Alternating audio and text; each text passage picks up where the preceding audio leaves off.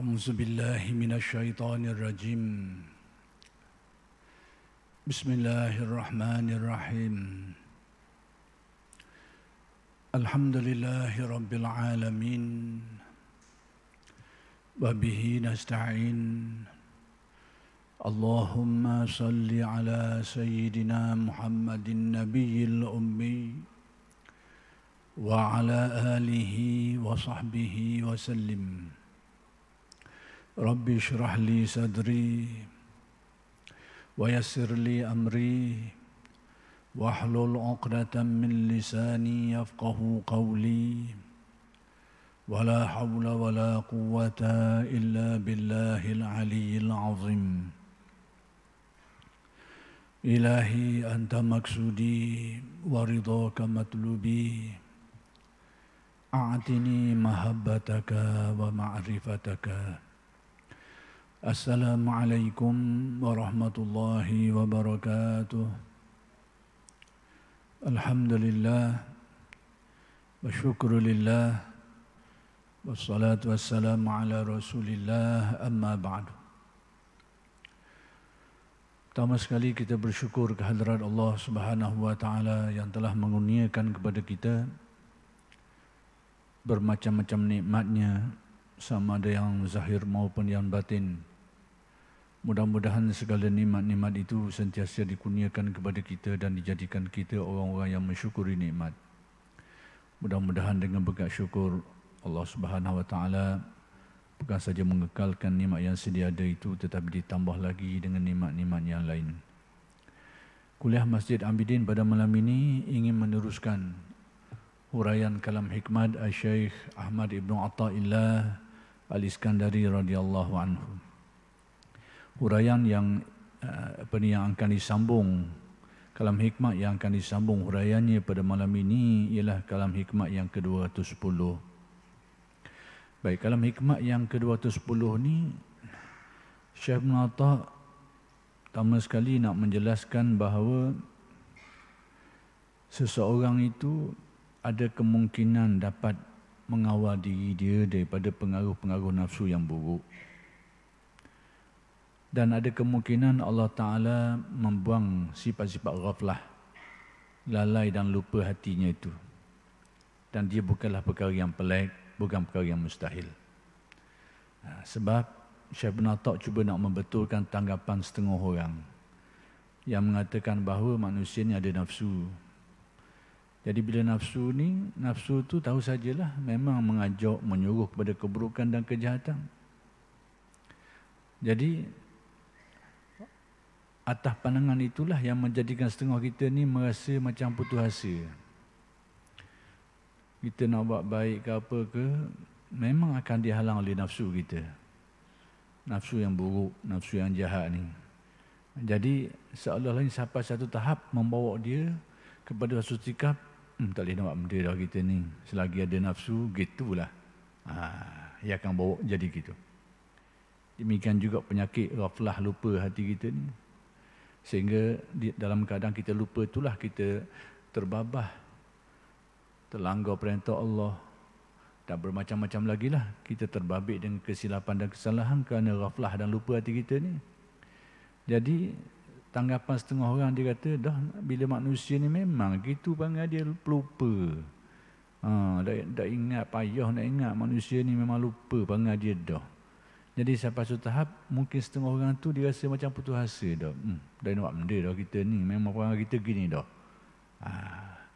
Jadi sehingga menjadikan setengah orang menganggap bahawa dirinya itu dapat dibaiki sehingga dapat menguasai nafsunya yang buruk tu dan dapat membuang kelalaian hatinya tu, dianggap benda ni macam jauh, hampir-hampir mustahil. Ini berkemungkinan berpunca daripada pengalaman yang dilalui.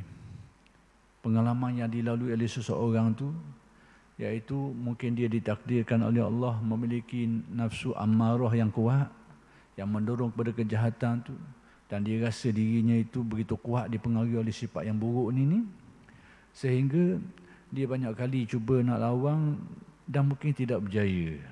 Akhir sekali dia rasa hampir-hampir mustahil orang dapat melepaskan diri daripada pengaruh nafsu yang buruk. Ini punca dia.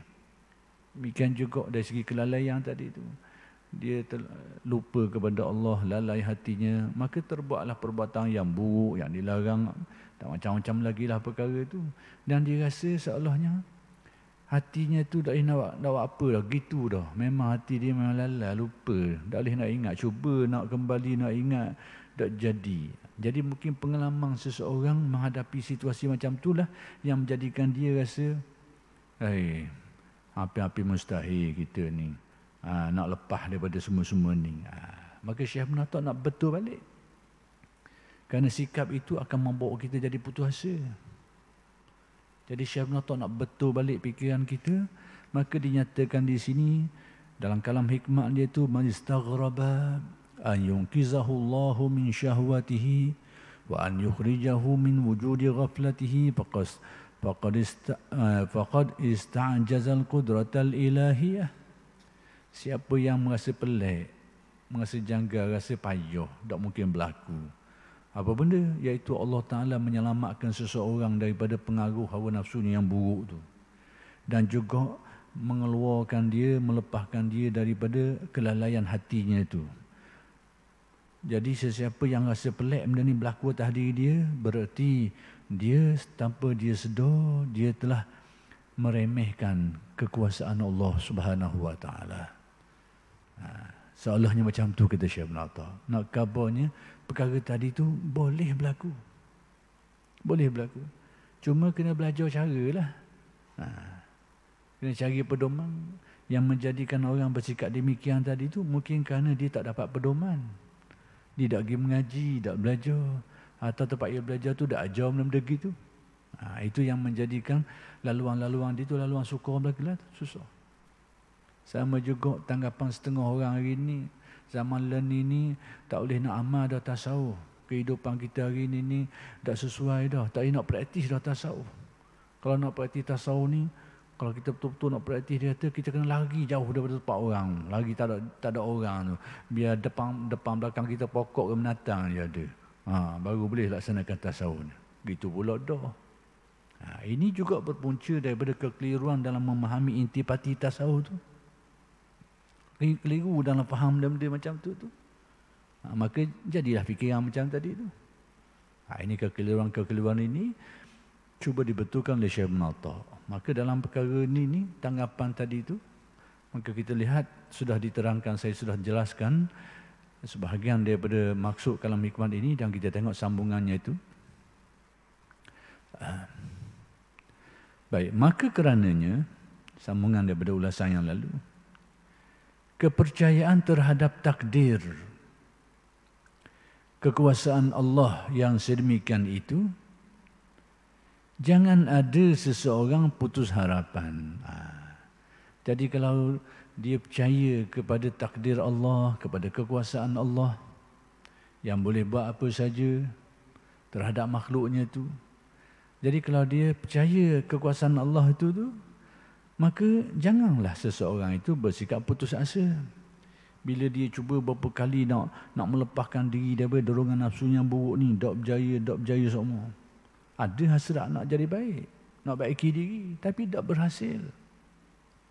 Dan pengalaman ini dia lalui oleh ramai orang. Kerana mungkin banyak sebab lah, mungkin belum sampai masanya. Dan mungkin belum berjumpa sebab-sebab yang memudahkan dia untuk mengatasi masalah itu. Dan macam-macam perkara lagi lah. Tapi kesimpulannya menjadikan seseorang tu akhir sekali dia putus harapan, putus asa.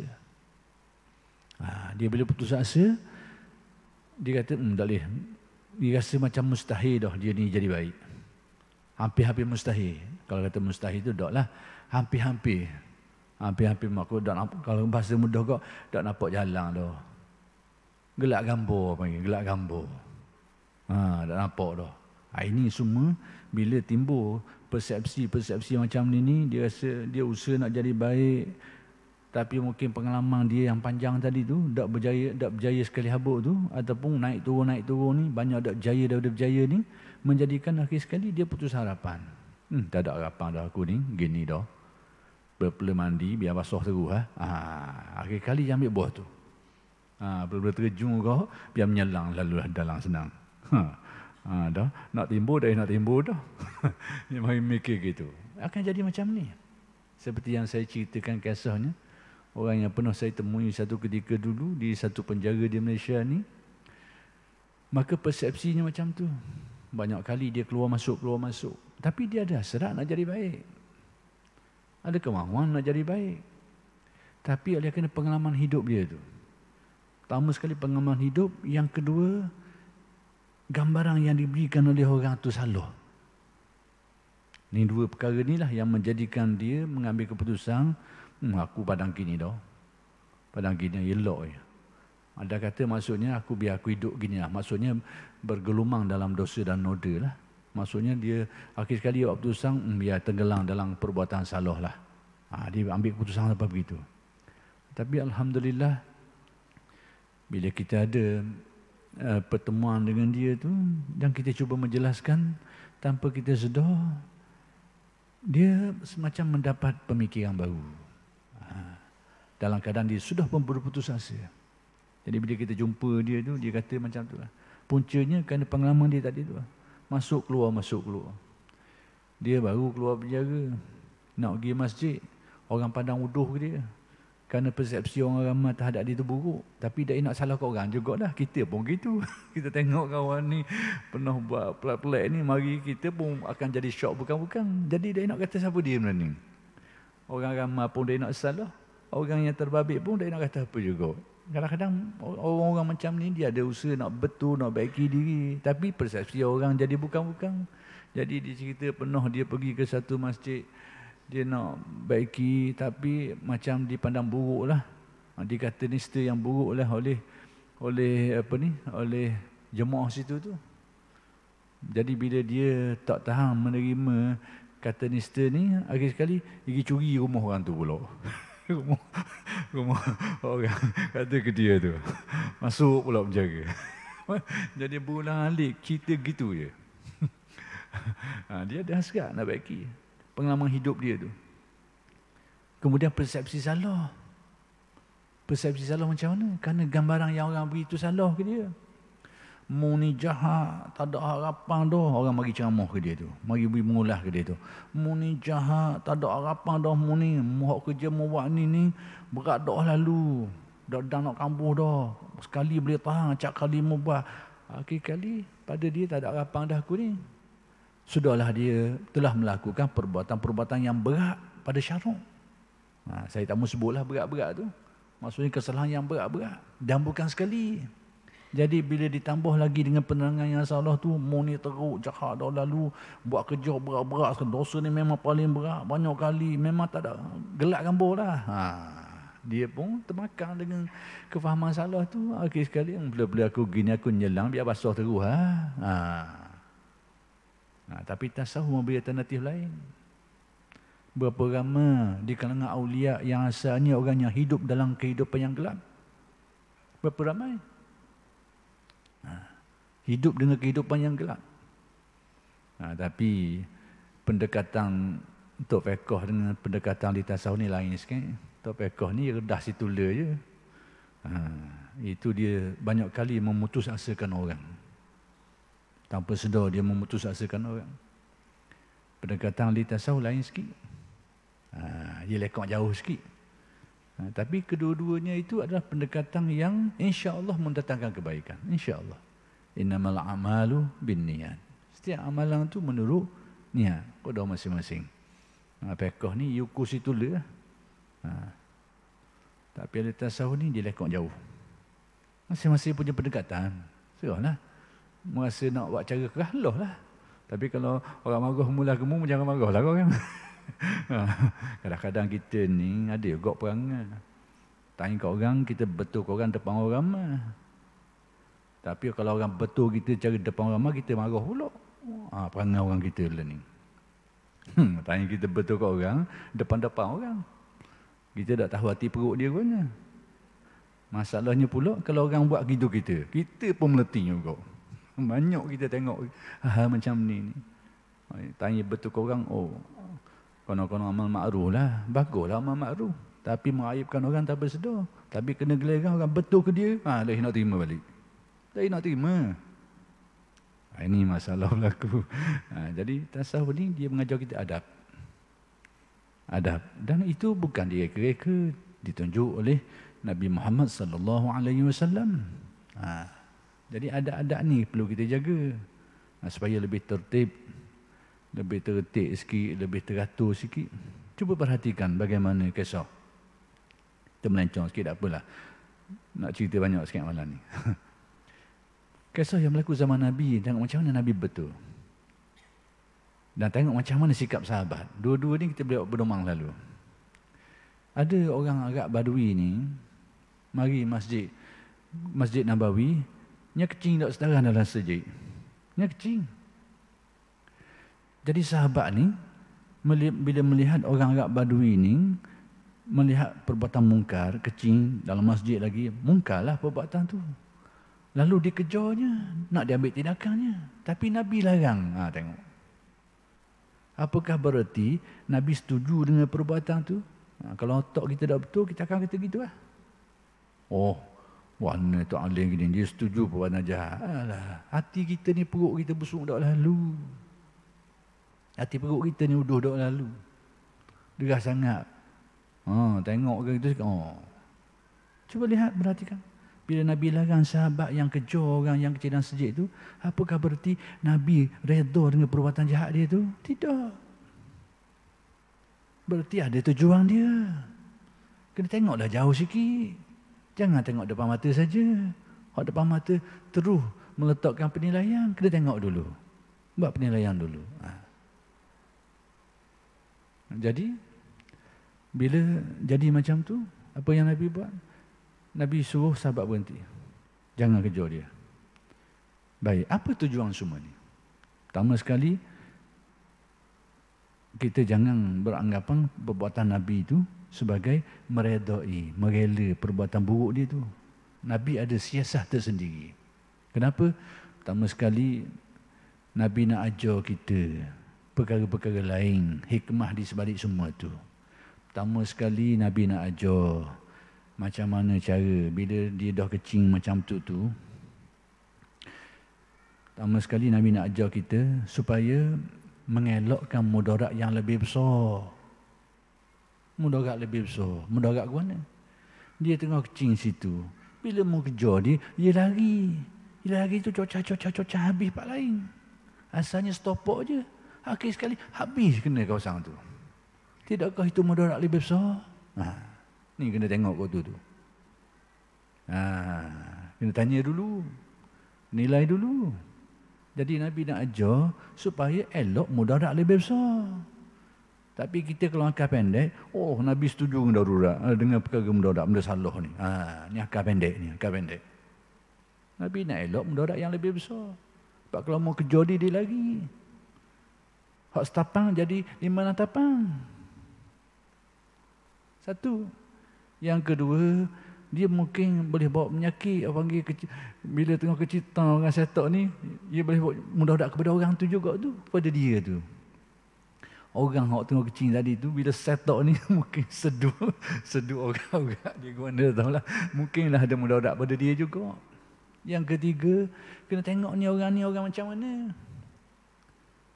Orang hak buat kerja tu orang macam mana. Dia tok lebah ke, tok aling ke, belilik serbang ke orang kampung darat tak tahu kala. Jadi atas pertimbangan dia ni orang Arab Badui tak tahu kala, maka pada dia tidak ada kesalahan kalau dia tak tahu benda tu. Kita lah tahu perbuatan tu salah, pada dia tidak ada kesalahan kerana dia tak tahu benda tu. Dia orang Arab Badui tak tahu kala. Itu pun ada kemungkinan. Jadi kita ni kena banyak pertimbangan. Luah pertimbangan. Tengok situ. Lepas tu kemudian selagi Nabi nak ajar cara sekiranya berlaku gini nak buat guana. Nak buat guana. Cara nak menyucikan najis tu. Bila dia kecing setapak tu nak buat guana. Nabi ajar. Dia suruh ambil cabuk air. Hukum pekoh pula ke situ. Maka demikianlah. Nak kabarnya cara kita nak betulkan orang ni macam-macam ragam. Maka janganlah cepat kita duduk tuduh sangat. Bila kawan ni nampak secara tidak direct, dia tidak membetulkan. Dia setuju dengan kejahatan. Jangan. Otak tu otak sakit. Otak tu otak sakit. Jadi kena tengok apa siasahnya, apa tindakan-tindakannya, apa susulan-susulannya itu. Jadi nak kabarnya, kita nak balik kepada asal balik sini ni, saya nak ceritanya bahawa balik nak cerita asalnya dalam balik kepada kalam hikmat yang disebutkan di sini ni, iaitu orang yang melakukan kesalahan ni, dia masih ada ruang yang besar untuk dia baiki dia, untuk dia betul. Dia masih ada peluang. Selagi dia bernama manusia, jahat mana dia pun, uduh mana sekalipun, selagi dia tak mati, maka tetap dia ada ruang untuk baiki. Tetap dia ada peluang untuk dia betul diri. Kena molek, Allah Ta'ala beri hidayat ke dia, dia jadi lebih baik daripada orang yang sebelum ni rasa dia lebih baik daripada orang tu. Dan banyak sejarah awliya. Banyak sekali kita tengok sejarah awliya yang mana mereka ni asalnya tu orang dajjal lah. Maksudnya orang tak mudah. Dan ramai sejarah mereka ni. Ramai sekali. Yang terkena antaranya, yang contoh mudah kita nak beri contoh sini ni, kalau kita buka kitab-kitab tasawuf, kita akan temu antaranya Bishr al-Hafi.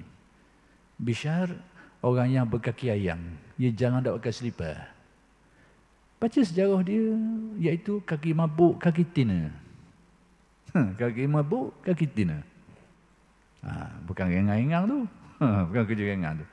Tapi entah macam mana, dengan mungkin ada sifat kebaikan dia, kejujuran dia, kemudian adalah ketentuan hidayat, macam-macam sebab lah. Takdir itu satu hal atas rahsia Allah. Tapi sebab-sebab ni macam-macam. Akhir sekali jadi orang soleh, jadi awliya lagi. Dikenali sebagai awliya dan salih. Dan ramai lagi lah. Macam-macam ragam, ada belaka. Habib al-Najami, itu litoh darat. Jenis litoh darat. Kita kat jenis halung lah, halung. Jenis halung. Itu Habib al-Najami. Kemudian dengan kurnia Allah, sampai masa ditakdirkan sesuai takdir Allah, bertaubat dia, sedar dia, jadi orang soleh, bahkan dikira sebagai segolongan awliya. Jangan amal lagi pattern-pattern gini ni. Jadi di sinilah Syekh Ibn Atta' nak beritahu, kalau kita rasa bahawa nak baiki kita ni, bila kita rasa, terutamanya kita pengalaman yang kita lalu tu, bila kita nak baiki tak jadi, dan kadang ditakdirkan kita nafsu amarah. Jadi kacak kali dah kita nak betul tak jadi. Akhir kali kalau kita tak mengaji balik, tak pergi pedoman balik, kita akan pergi kepada putus asa ni lah. Akhir kali tak ambuh dah aku geni dah. Tak apa dah aku rasa berat nanang dah, rasa dah nak buat lah tu. Mana kan tahu, dia kena biar sentiasa ada harapan. Jangan putus asa. Baik. Jangan ada seseorang putus harapan dari rahmat Allah. Walau bagaimanapun keadaannya. Walau apapun keadaan dia. Saya teringat kisah bila jadi gini ni. Antara kisah yang saya cerita kepada banduang tadi tu, yang dengannya dia sampai mengalirkan air mata, inilah kisah dia. Kita tak tahu orang duduk depan kita tu nyakit banyak, kita cerita. Tapi mungkin tersentuh molek cerita ni sampai dia berderai air mata. Kisah ni memang melibatkan kisah Bani Israel. Tapi kalau bendanya tidak bercanggah dengan syarak, tak ada masalah. Nabi pun suruh dalam riwayat, ceritakanlah kisah Bani Israel, la ba'sa, la haraja, tak mengapa. Yakni sekiranya muafakat dengan syarak, muafakat Quran hadis, tidak bertentang dengannya. Maka kita kisah ni berlaku zaman Nabi Musa. Kitab-kitab Turah selama tu ada menyebut sebahagiannya lah. Dulu ada satu kitab hadis namanya Matan Uspuriyah. Kita dalam tu kalau tak salah lagi kisah ni disebut situ. Jadi zaman Nabi Musa ni ada seorang dajjal dah lalu. Maksudnya dak mudah lah. Berat nanang. Orang panggil berat nanang, bukan berat saja, berat nanang ni. Kejahatan dia tu sampai tahap dak lalu. Sehingga nak khabar jahat sangat dia ni, sehingga bila dia mati, tak ada orang nak sempurnakan jenazah dia tu, dan orang tohok jenazah dia tu bersama dengan sampah sarap. Cuba bayangkan. Orang kalau buat gitu tu orang tahulah orang pasal mana. Kalau buat jahat lebih-lebih kurang, orang cara lagi. Tapi kalau orang tahu sekali kan sapuh ni, orang tahulah orang biasa yang mana. Pada tanggapan orang ramai. Tapi Nabi Musa diperintahkan untuk menyempurnakan jenazah tu. Setelah dia tidak disempurnakan, Nabi Musa diperintahkan untuk menyempurnakan jenazah tu. Jadi Nabi Musa bertanya orang kampung tu, kenapa kamu tidak sempurnakan jenazah ni? Jawapannya standard lah. Memang itulah tempat paling layak sekali. Nak kabarnya tanggapan orang kampung ni, orang ni jahat dah lalu. Sehingga tempat layak sekali dengan dia tu, sapuh. Tempat korban sapuh tu. Itulah menurut pandangan orang kampung. Itulah tempat dia. Jadi, lalu Nabi Musa pun tanya orang mah, memang dia, itulah tempat dia kata. Jahat dah lalu. Lalu Nabi Musa tertanya-tanyalah apa rahsia semua ni. Lalu dia bermunajat, mengadu kepada Allah. Dan Allah Ta'ala beritahu hal-hal yang tidak diketahui oleh ramai orang. Jadi orang ni jahat-jahat dajjal dia pun rupanya ada bahagian baik. Ada kalbu baik dia sikit. Apa benda? Pertama sekali, dia mengaku dia jahat. Jarang orang jahat mengaku dia jahat. Dia mengaku, aku ni jahat. Ya Allah, memang aku tahu aku jahat. Aku kalah dengan nafsu aku. Aku langgar, aku tahu aku ni langgar perintahmu. Dia mengaku, dia sedar, dia tahu. Tapi aku, nafsu aku dah nak kawal. Dia insaf diri. Berbanding dengan orang alim, tapi dia sombong diri, dia pandang rendah orang, jauh baik orang gini. Mungkin orang payah nak terima kenyataan saya ni, tapi ikut tasawuf, jauh baik orang gini ni. Payah. Orang ngaji tak payah nak terima kenyataan ni. Biarlah, nak terima kau anda orang lah. Jadi, dia kata, aku ni, ya Allah, banyaklah aku salah. Memang aku tahu aku buat salah. Tapi aku tak dapat nak kawal diri aku, nafsu aku. Dan aku tahu benda ni kau marah, kau murka. Tapi kerana aku kalah nafsuku, ya Allah, maka aku minta ampun, ya Allah. Dia tawaduk, dia rendah diri, dia sedar diri. Kemudian dia adalah, itu antara munajat dia. Kemudian antara munajatnya pula, dia kata, kalau dia minta keampunan dari Allah, sekiranya kau tidak ampun aku, ya Allah, maka setan yang bekerja untuk menyesatkan manusia itu sorok lah, suka lah. Suka. Kalau sekiranya kau tak terima aku, taubat aku, ya Allah, pengampunan kau tak beri aku, setan tepuk tangan lah, ibarat gitu, suka. Sebab apa? Kerja dia sesat. Kau ngai kau makan. Lekat mata kain. Kemudian sekiranya kau beri pengampunan kepadaku, ya Allah, sekiranya sebaliknya lah, maksudnya kau beri pengampunan, aku minta bertaubat dan kau terima taubat aku, kau beri pengampunan kepada aku, lebih kurang gitulah. Maka syaitan tadi itu akan putus asa seputus-putus asanya. Sebab apa? Di sekian lama berusaha nak menyesatkan manusia, tiba-tiba last minute dah jadi seterang. Berapa lama habis masa nak kecek ni? Bukan mudah ni nak terik ni, nak kecek. Tapi last minute akhir sekali dapat pengampunan Allah. Allah kata orang, purah nungging orang panggil. Syaitan kapurah nungging. Jadi dia pun mengadu, ya Allah, dengan perkara-perkara tadi dia minta, ya Allah, supaya berilah pengampunan kepada aku. Dan dia habis umur. Jadi Nabi Musa diberitahu, dia ni termasuk orang yang aku kasih, kata Allah. Termasuk orang yang aku kasih ke dia. Baru Nabi Musa faham. Di mana rahsia orang ni? Pada pandangan orang ramai yang sangat buruk, sangat bodoh, rupanya ada bahagian baik dia dengan Allah Ta'ala, orang tak tahu. Itu contoh. Jadi saya cuba cek balik kisah ni. Jadi itu berkait di sinilah. Jadi apa yang menarik dalam kisah tadi itu, kita ni sebagai manusia umat Nabi Muhammad ni, dalam melakukan amal ma'ruf nahi munkar, kita kena ada kesedaran juga. Bila Nabi berpesan, unsur akhaka zalima wal mazlum. Ni kadang-kadang kita terbabah tanpa kita sedar, nafsu kita sedang menyelinap masuk tanpa kita sedar. Kok mana yang masuk ni? Kita rasa kita nak suruh orang buat baik, buat jahat, rupanya capanya gerang. Akhir kali tanpa kita sedar. Nampak bentuk amal makruf nahi munkar, tapi tak pergi sedar, rupanya kita ni capo ngedendang dan gerang. Tanpa kita sedar. Kena berhati-hati. Bila Nabi pesan, unsur akhaka zalima wal mazlum. Tolong saudaramu. Apa makna tolong? Apa makna tolong? Hak buat zalim pun kena tolong. Yang kena zalim pun kena tolong. Apa makna tolong? Tolong biar selamat. Hak buat zalim pun biar selamat, hak kena zalim pun biar selamat. Hak kena zalim supaya dia tidak dizalimi lah. Dah buat zalim tu, tolong macam mana? Mungkin kena betul dia tak kira mana pun, tapi kesudahannya tu harap supaya dia ni jadi molek, jadi betul, jadi lurus. Tapi kita kadang-kadang capung gerang, biar padang dia, biar mati kapi ya. Biar padang, biar perhati. Kita tak sedar, kita telah dipengaruhi oleh nafsu buruk kita. Tanpa kita sedar. Nabi pesan itu. Unsur akhaka zalima wal mazlum. Yang zalim pun yang menzalimi, yang kena zalim. Kena zalim itu jelas nampak. Hak zalim tu nak gani. Buatlah apa saja, tak kira lah melawan pun melawan lah, tapi kesudahannya nak biar dia selamat. Kita nak biar dia celaka. Biar dia celaka. Dalam hadis, bila ada seseorang tu kena tangkap dan kena hukum. Malah ni melegat sikit dapat dia berkait dengan benda ni. Berjalan jauh sikit.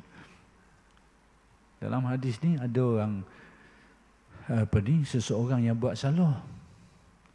Lalu dia tangkap dan dihukum. Setelah dihukum selesailah. Tapi sahabat ni nak marah lagi ni. nak kabur, jadi nak marah ni ada lagi. Tanpa sedar ni benda ni mari main. Itu kena berhati-hati. Lepas tu kita kena menghayati tasawuf. Mudah-mudahan Allah Ta'ala jaga kita. Sisih kita daripada perbuatan buruk. Orang tak nampak. Hak buruk orang nampak tu tak apalah. Hak buruk orang tak nampak ni. Mudah-mudahan Allah Ta'ala jauhkan kita mudah-mudahan.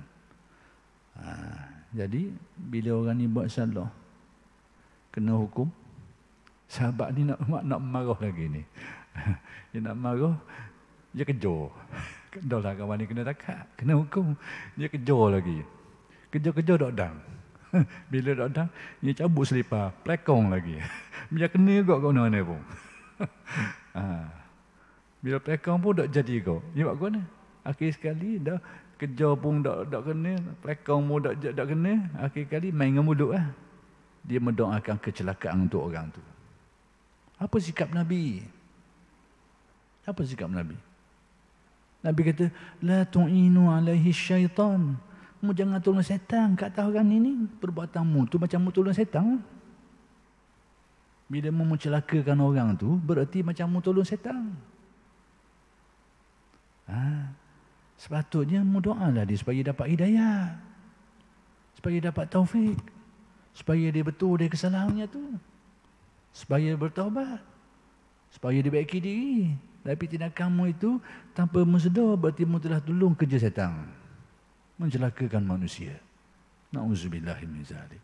Jadi mudah-mudahan Allah lindung kita, jauh kita daripada hal-hal yang buruk ini. Baik, balik kepada landasan awal semula. Balik cerita.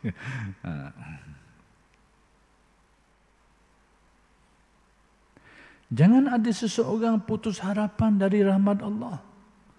Walau bagaimanapun keadaannya.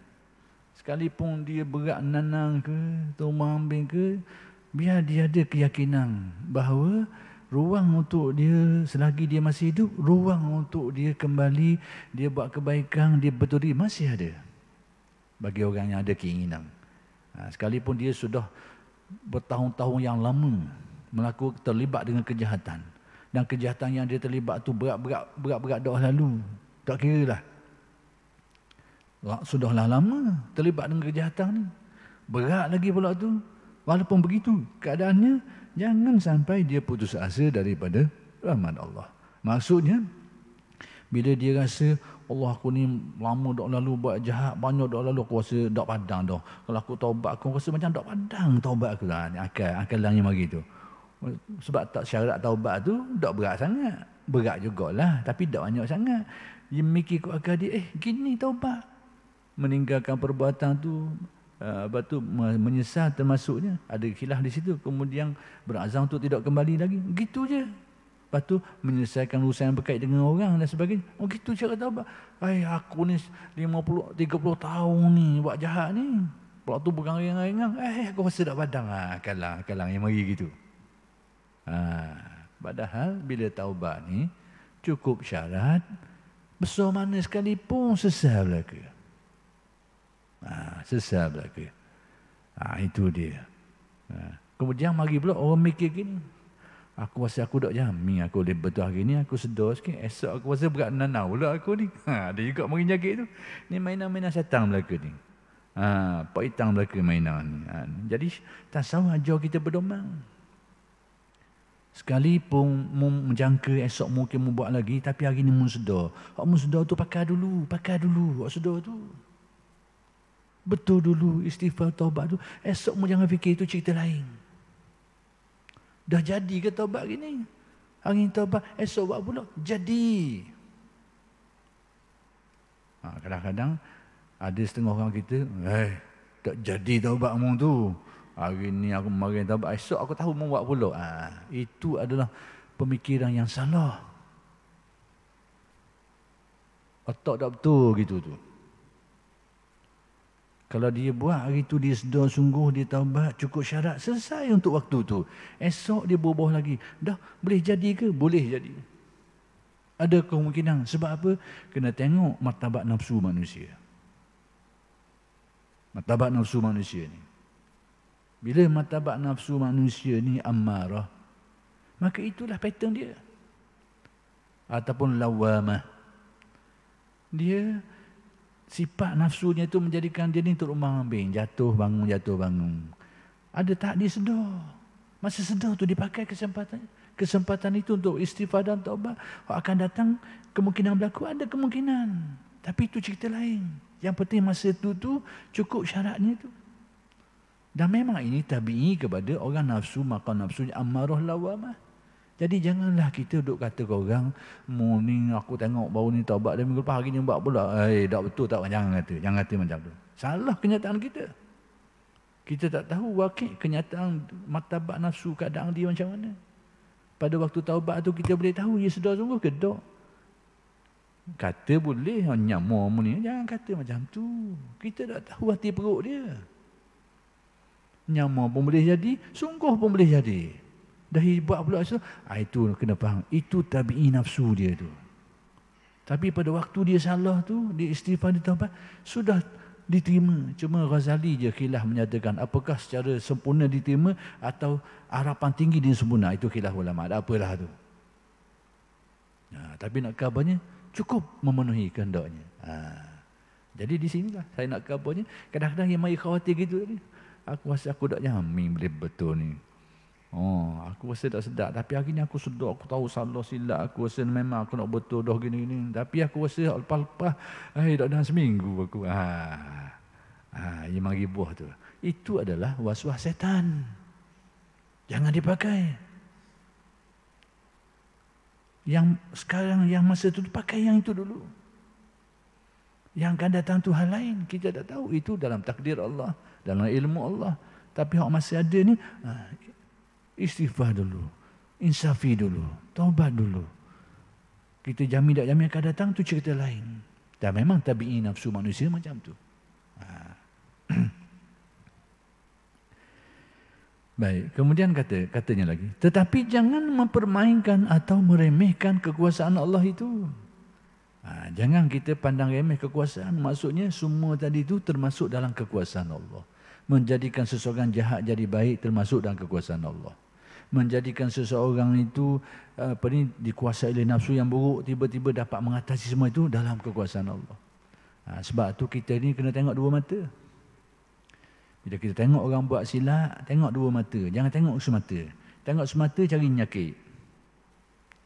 Tengok dua mata, pertama sekali tengok mata zahir syariat tu dia buat salah.